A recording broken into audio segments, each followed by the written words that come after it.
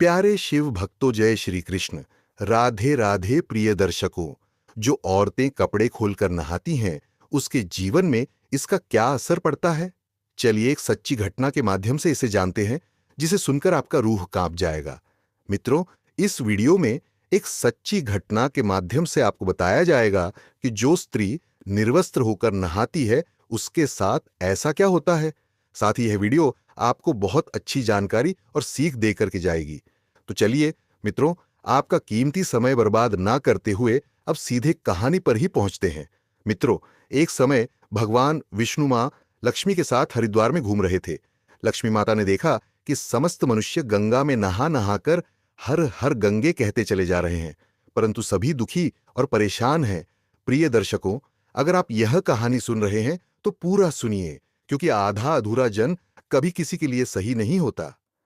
तब लक्ष्मी माता ने बहुत आश्चर्य से भगवान विष्णु से पूछी, गंगा में इतनी बार स्नान करने पर भी इनके पाप और दुखों का नाश क्यों नहीं हुआ? क्या गंगा में अब वह सत्यता नहीं रही? भगवान विष्णु ने कहा, गंगा में तो वही सामर्थ्य है, परंतु इन लोगों ने पापनाशिनी गंगा में स्नान ही नहीं किया है। फिर इन्हें लाभ कैसे हो? लक्ष्मी जी ने आश्चर्य से कहा कि स्नान कैसे नहीं किया? सभी तो नहा कर जा रहे हैं, अभी तक इनके शरीर भी नहीं सूखे हैं। भगवान विष्णु ने कहा, यह लोग तो केवल जल में डुबकी लगाकर आ रहे हैं, तुम्हें कल इसका रहस्य समझाओ। दूसरे दिन बहुत जोर की बरसात होने लगी। गलियां कीचड़ से भर गईं। एक चौरे रास्ते में एक गहरा गड्ढा था, चारों ओर कीचड़ भरा था। और तब भगवान विष्णु ने लीला से वृद्ध रूप धारण कर लिया और विवश की तरह गड्ढा में जाकर ऐसे पर गए जैसे कोई मनुष्य चलता चलता गड्ढे में गिर पड़ा हो और निकालने की चेष्टा करने पर भी ना निकल पा रहा हो। लक्ष्मी जी को उन्होंने यह समझाकर गड्ढे के पास बैठा दिया कि देखो, तुम लोगों को सुना सुनाकर यूं पुकारती रहो कि मेरे वृद्ध पति अकस्मात गड्ढे में गिर पड़े हैं। कोई पुण्य आत्मा इन्हें निकालकर इनके प्राण बचाए और हम असहाय की सहायता करे। और भगवान विष्णु ने यह भी समझा दिया कि जब कोई गड्ढे में से मुझे निकालने को तैयार हो, तब इतना और कह देना कि मेरे पति सर्वथा निष्पाप है। इन्हें वहीं छुए जो खुद भी निष्पाप हो। यदि आप निष्पाप हैं तो इनको हाथ लगाइए, नहीं तो हाथ लगाते ही आप भस्म हो जाएंगे। लक्ष्मी जी तथास्तु कहकर गड्ढे के किनारे बैठ गई और आने जाने वालों को सुना सुनाकर भगवान विष्णु जी की सिखाई हुई बात कहने लगी। गंगा में नहाकर लोगों के दल आ रहे हैं और सुंदर युवती को यूं बैठी देखकर कईयों के मन में पाप और कईयों को कुछ धर्म का भय हुआ। कई कानून से डरे और कुछ लोगों ने तो लक्ष्मी जी को यह भी सुना दिया कि मरने दे बुढ़े को, क्यों उसके लिए रोती है। और कुछ दयालु चरित्रवान पुरुष थे, उन्होंने उस युवती के पति को निकालना चाहा, परंतु लक्ष्मी जी के वचन सुनकर वे भी रुक गए। उन्होंने सोचा कि हम गंगा में नहाकर आए हैं तो क्या हुआ, पापी तो है ही कहीं, सहायता करते समय हम भस्म ना हो जाएं। इस स्त्री के कथन के अनुसार हम खुद भस्म ना हो जाएं, किसी का साहस नहीं हुआ। सैकड़ों आए, सैकड़ों ने पूछा और चले गए। संध्या हो चली। तब भगवान विष्णु ने माता लक्ष्मी से कहा, देखा, आया कोई सच्चे हृदय से गंगा में नहाने वाला। तब थोड़ी देर बाद एक जवान हाथ में लौटा लिए हर हर गंगे करता हुआ निकला। लक्ष्मी जी ने उसे भी वही बात कही। युवक का हृदय करुणा से भरया। उसने भगवान विष्णु को निकालने की तैयारी की। लक्ष्मी जी ने रोककर कहा कि भाई, यदि तुम सर्वथा निष्पाप नहीं होगे तो मेरे पति को छूते ही जल जाओगे। उसने उसी समय बिना किसी संकोच के दृढ़ निश्चय के साथ लक्ष्मी जी से कहा कि माता, मेरे निष्पाप होने में तुझे संदेह क्यों होता है? देखती नहीं मैं अभी गंगा नहाकर आया हूं। भला गंगा में गोता लगाने के बाद भी कभी पाप रहते हैं? मैं अभी तुम्हारे पति को निकालता हूं। युवक ने लपककर बूढ़े को ऊपर उठा लिया। भगवान विष्णु और लक्ष्मी ने उसे अधिकारी समझकर अपना असली स्वरूप प्रकट कर उसे दर्शन देकर कृतार्थ किया। प्रिय मित्रों, भगवान विष्णु और धन की देवी माता लक्ष्मी को आप जरूर याद करें। साथ ही कमेंट में भी जय मान लक्ष्मी नारायण अवश्य लिखें। भगवान विष्णु और धन की देवी मां लक्ष्मी का आशीर्वाद हमेशा आप पर बना रहे।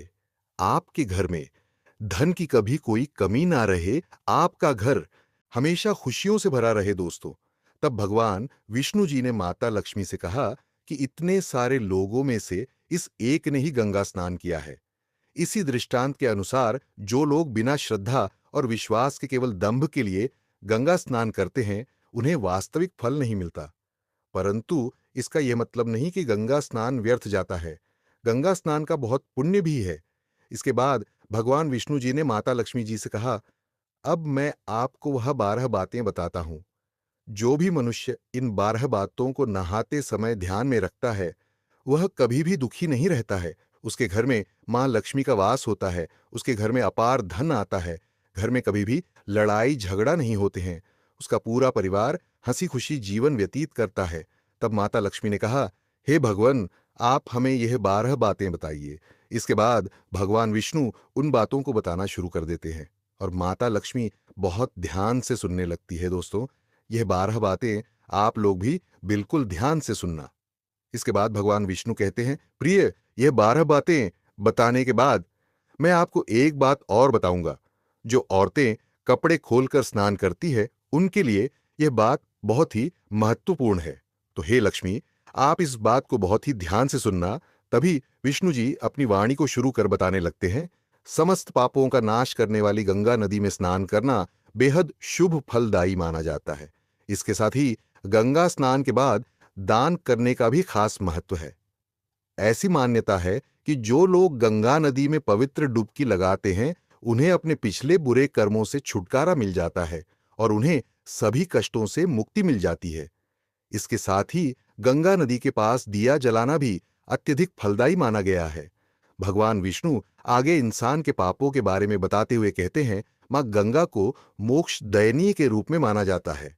ऐसा इसलिए क्योंकि पौराणिक काल से यह मान्यता है कि गंगा में स्नान करने से सभी पापों का नाश हो जाता है और अनंत पुण्य की प्राप्ति होती है। इसकी प्रक्रिया यह है, जब आप गंगा में पवित्र भाव से स्नान करने के लिए जा रहे होते हैं, तब पाप आपसे अलग हो जाता है, क्योंकि वह गंगा जी को छू ही नहीं सकता। पर गंगा स्नान के बाद बाहर आकर आप जब पुण्य पाप करने लगते हैं, तो अलग खड़े हुए पाप और पुण्य आप पर सवार होने लगते हैं।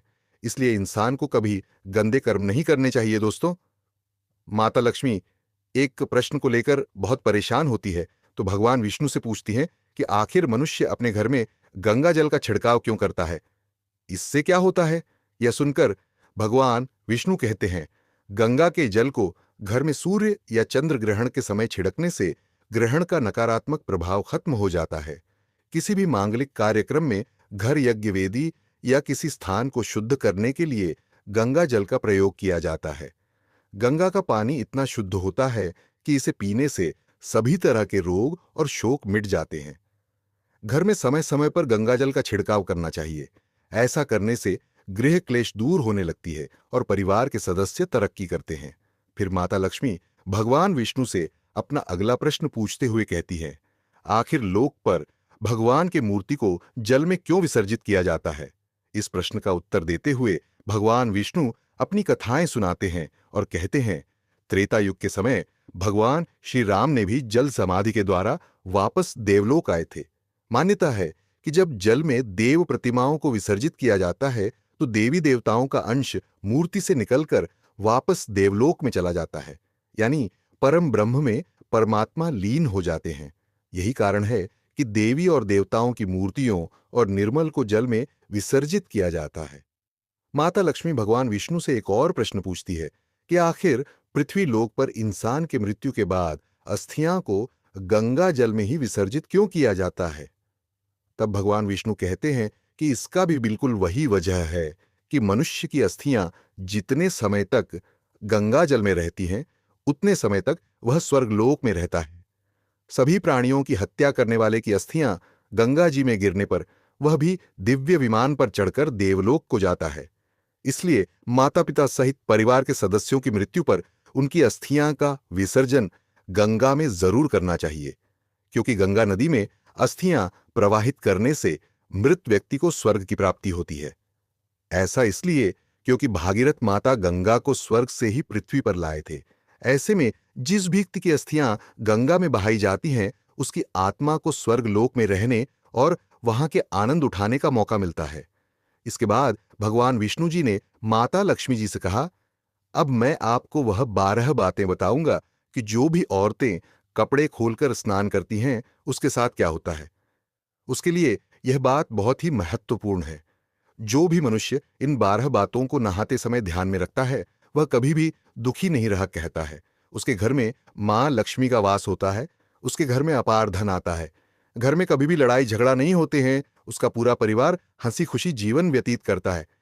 दोस्तों, कमेंट में जय मान लक्ष्मी नारायण जरूर लिखें, जिससे भगवान विष्णु और धन की देवी मां लक्ष्मी हमेशा आप पर अपनी कृपा बनाए रखेंगे दोस्तों। इसके बाद भगवान विष्णु कहते हैं, स्नान करने से शरीर निरोगी रहता है और मन प्रसन्न रहता है। नहाने से चेहरे की क्रांति और शारीरिक आकर्षण में भी बढ़ोतरी होती है। अगर इस नित्य कर्म के दौरान कुछ बातों का ध्यान रखा जाए तो आध्यात्मिक से भी ज्यादा लाभ पाया जा सकता है। नहाने के क्रम में इन बातों का ख्याल जरूर रखा जाना चाहिए। नंबर 1, स्नान करने के बाद शुद्ध होकर पूजा पाठ आदि सारे काम करने के योग्य बनते हैं, इसलिए सुबह को ही स्नान कर लेना चाहिए।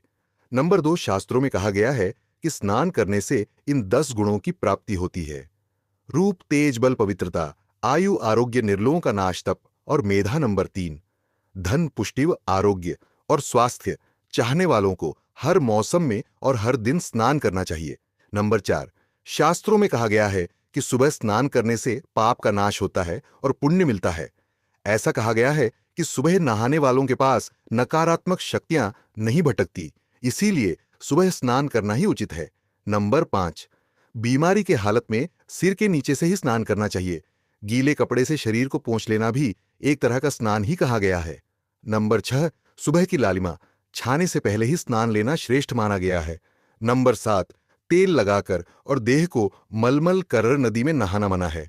इसकी जगह नदी से बाहर निकलकर तट पर ही शरीर साफ करके फिर नदी में डुबकी लगाना उचित है।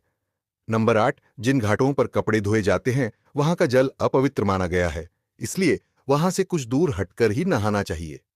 नंबर 9, नदी में 11 या 21 डुबकियां लगाना अच्छा बताया गया है। नंबर 10, पवित्र नदियों में कपड़े निचोड़ की मनाही है, नदी में किसी तरह की गंदगी नहीं बहानी चाहिए। नंबर 11, नल की तुलना में झरने का पानी, झरने से ज्यादा नदी का पानी, नदी के पानी से किसी तीर्थ का जल, तीर्थ के जल से गंगा जल अधिक श्रेष्ठ माना गया है। नंबर 12, गंगा माता का कथन है कि स्नान करते वक्त कोई चाहे जहां भी मेरा स्मरण करेगा, मैं वहां के जल में आ जाऊंगी, क्योंकि गंगा का जल अगर किसी अन्य जल में डाल दिया जाए तो वह जल भी शुद्ध होकर गंगा के समान हो जाता है। इसके बाद भगवान विष्णु जी ने कहा, अब मैं आपको औरतों के बारे में बताता हूं कि जो औरतें कपड़े खोलकर स्नान करती हैं उसके साथ क्या होता है। हिंदू धर्मशास्त्रों में हर एक चीज के लिए कुछ नियम बनाए गए हैं। इन नियमों में से एक है स्नान को लेकर की गई बातें। ऐसा माना जाता है कि आम व्यक्ति को शास्त्रों के नियमों का पालन जरूर करना चाहिए, जिससे उनके घर की सुख समृद्धि बनी रहती है और खुशहाली आती है। साथ में अपार धन बरसता है, माता लक्ष्मी प्रसन्न होती है। दरअसल हमारे शास्त्र में ऐसी कई बातें लिखी गई हैं जिनका हम पालन सदियों से करते चले आ रहे हैं, लेकिन उसके कारणों के बारे में हमें अभी भी पूरी जानकारी नहीं है। ऐसे ही नियमों में से एक है निर्वस्त्र स्नान करना। आपने अक्सर घर के बड़ों को ऐसा कहते सुना होगा कि कभी भी स्नान बिना कपड़ों के यानी निर्वस्त्र नहीं करना चाहिए। अगर हम पौराणिक कथाओं की बात करें तो निर्वस्त्र स्नान की मनाही का एक सबसे बड़ा कारण कृष्ण जी के समय से जुड़ा है। पौराणिक कथाओं के अनुसार एक बार जब गोपिका एन सरोवर में स्नान कर रही थी और वह निर्वस्त्र थी, उस समय बाल कृष्ण ने गोपियों के सभी वस्त्र छिपा दिए। उस समय जब कृष्ण जी ने उनके वस्त्र छिपा लिए और गोपियों ने अपने वस्त्र वापस लेने की प्रार्थना की, तब कृष्ण जी ने उन्हें समझाया कि कहीं भी बिना वस्त्र धारण किए स्नान नहीं करना चाहिए। इससे जल के देवता वरुण का अपमान होता है। इसलिए आपको निर्वस्त्र स्नान न करने की सलाह दी जाती है। अगर आप नहाते समय यह सोचते हैं कि बंद कमरे में कोई आपको नहीं देख रहा है, तो ऐसा गलत है, क्योंकि ईश्वर आपको हर स्थान पर देखते हैं और यदि आप निर्वस्त्र होकर स्नान कर रहे हैं तो यह मुख्य रूप से जल के देवता वरुण का अपमान करने जैसा होता है। निर्वस्त्र स्नान से आपको पाप लग सकता है और आर्थिक एवं शारीरिक नुकसान पहुंच सकता है। यदि आप निर्व स्नान करते हैं तो आपके शरीर में नकारात्मक ऊर्जा प्रवेश करती है और आपकी मानसिकता भी नकारात्मक हो सकती है। इसलिए हमेशा आपको यही सलाह दी जाती है कि आप नहाते समय कोई एक कपड़ा जरूर धारण करें, लेकिन बिना कपड़ों के स्नान ना करें। तभी आपके लिए बेहतर होगा। निर्वस्त्र स्नान से शरीर की सकारात्मक ऊर्जा शरीर से बाहर निकल सकती है और इसका प्रभाव आपके शरीर के साथ आपके मन मस्तिष्क में भी होता है। गरुड़ पुराण के अनुसार जब आप स्नान करते हैं तब आपके पितृ यानी मृत पूर्वज आपके आसपास मौजूद होते हैं। यदि आप निर्वस्त्र स्नान करते हैं तो आपको पितृदोष लग सकता है। ऐसे स्नान करने से आपके पितरों को तृप्ति नहीं मिलती है और यह घर में पितृदोष का कारण बन सकता है और यह वस्त्रों से गिरने वाले जल को ग्रहण करते हैं जिनसे उनकी तृप्ति होती है। निर्वस्त्र स्नान करने से पितृ अतिरिक्त नाराज होते हैं जिनसे व्यक्ति का तेज बल, धन और सुख नष्ट होता है। इसलिए कभी भी निर्वस्त्र होकर स्नान नहीं करना चाहिए। पुराणों के अनुसार नहाने वाला पानी पूर्वजों के हिस्से में जाता है और निर्वस्त्र होकर नहाने से इसे पितरों के समक्ष बिना कपड़ों के नहाना माना जाता है। शास्त्रों में ऐसी मान्यता है कि यदि कोई निर्वस्त्र स्नान करता है तो माता लक्ष्मी उससे रूठ सकती है। इससे आपकी कुंडली में धन हानि के योग्य बन सकते हैं और आपकी आर्थिक स्थिति खराब हो सकती है। इन्हीं कारणों से आपको निर्वस्त्र स्नान ना करने की सलाह दी जाती है और शास्त्रों में भी इस बात की मनाही है। प्रिय मित्रों, यह वीडियो अपने ऐसे दोस्तों के साथ शेयर जरूर करें जो कपड़े खोलकर स्नान करती है, जिसे इसके बारे में कुछ पता ना हो। साथ ही सच्ची श्रद्धा से कमेंट में जरूर लिखें। जय मां लक्ष्मी नारायण, जय सिया राम, जय हनुमान और देवों के देव, हर हर महादेव। सदैव आप पर अपनी कृपा बनाए रखें। दोस्तों, वीडियो पसंद आई हो तो वीडियो को लाइक करें, हिंदी स्टोरी चैनल को सब्सक्राइब करें। धन्यवाद। हर हर महादेव।